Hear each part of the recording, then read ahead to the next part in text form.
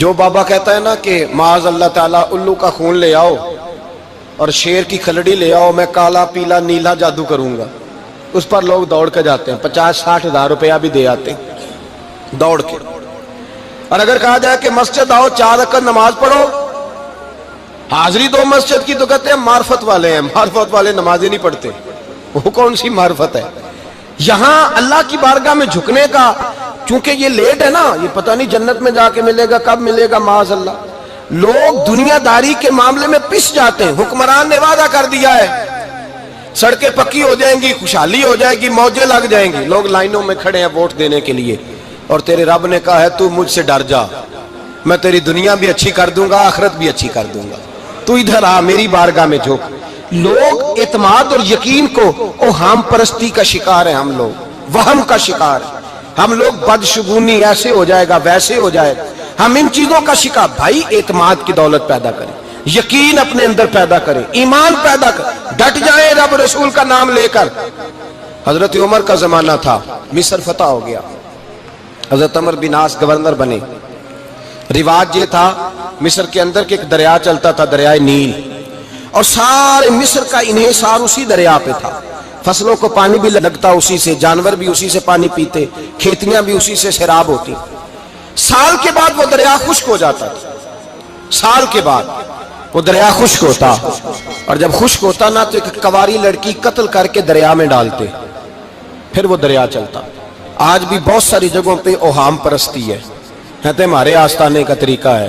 میں نے کہا آستانے کا اس آستانے کا طریقہ ہوتا ہے جس آستانے کا تعلق در مصطفیٰ سے ہوتا ہے، باقی کسی آستانے کا اپنا کوئی ذاتی طریقہ نہیں۔ طریقہ وہ جو میرے نبی پاک کا طریقہ ہے، اس سے ہٹ کر کون سا طریقہ ہے؟ ہمارے آستانے کا طریقہ ہے، ہماری یہ رسم ہے، ہمارا یہ رواج ہے، اٹھا کے بھاگ جاؤ رسم و رواج۔ ہمارے رسم و رواج رسول اللہ کی سنت کے پابند ہے۔ سارے بولیے صلی اللہ ہو، پھر ایک دفعہ پڑھیے درود شریف صلی اللہ ہو، 3 دفعہ کر لیں تاکہ تعداد ہو جائیں، صلی اللہ ہو۔ نبی پاک صلی اللہ علیہ وسلم کا طریقہ اصل طریقہ ہے۔ حضرت عمر فاروق کو جناب عمر بن عاص، اور کہتے ہیں کہ پکا طریقہ یہ تھا کہ جب تک لڑکی قتل کر کے ڈالتے نہیں تھے دریا چلتا نہیں تھا۔ حضرت عمر کو خط لکھا کہ حضور یہ معاملہ ہے، اور لوگ مجھے یہی کہتے ہیں، میں نے لوگوں کو سمجھایا ہے کہ اسلام ظلم کا حکم نہیں دیتا، ظلم کی اجازت نہیں دیتا، کیسے لڑکی قتل کی جائے؟ اب آپ بتائیں کیا کرنا ہے؟ حضرت عمر ایمان، یقین، استقامت، پہاڑ ہیں یہ لوگ۔ حضرت عمر نے 2 خط لکھے، ایک حضرت عمر بن عاص کے نام، دوسرا دریائے نیل کے نام، 2 خط لکھے۔ ایک خط لکھا دریا کے نام، ایک خط لکھا عمر بن عاص گورنر کے نام۔ گورنر کے نام خط لکھا تو فرمایا جتنے یہودی ہیں، عیسائی ہیں، کمزور ایمان والے، سب کو دریائے نیل پہ لے جا، اور میرا یہ دوسرا خط دریا میں ڈال دے اور سب کے سامنے ڈالنا۔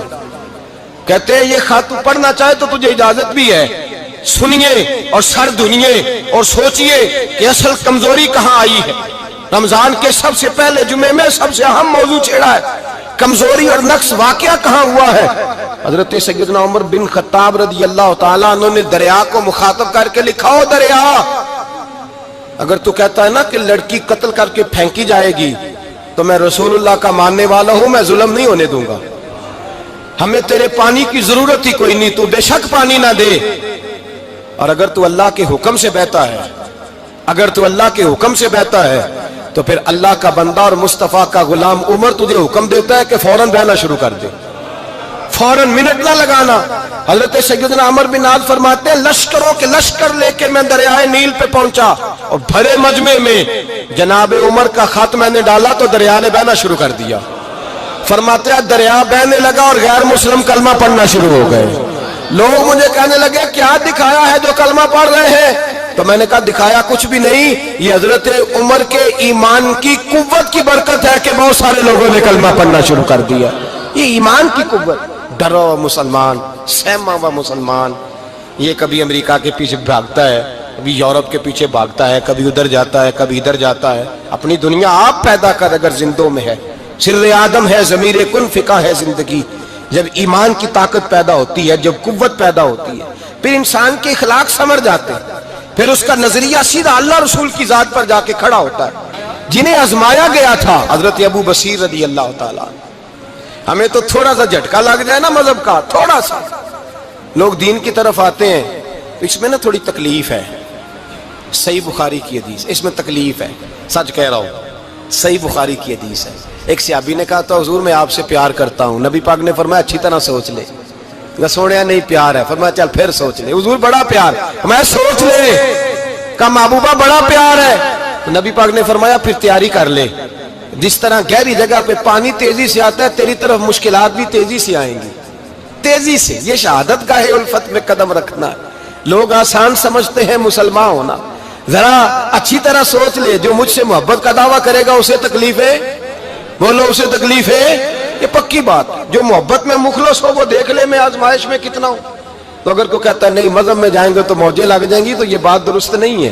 یہ تو بڑا مشکل کام ہے. یہ تو اس سے پوچھو نا جو اس منصب پہ ہے. ایک کٹھن مرحلہ ہے، کٹھن. یہ شہادت کا ہے الفت میں قدم رکھنا. لوگ آسان سمجھتے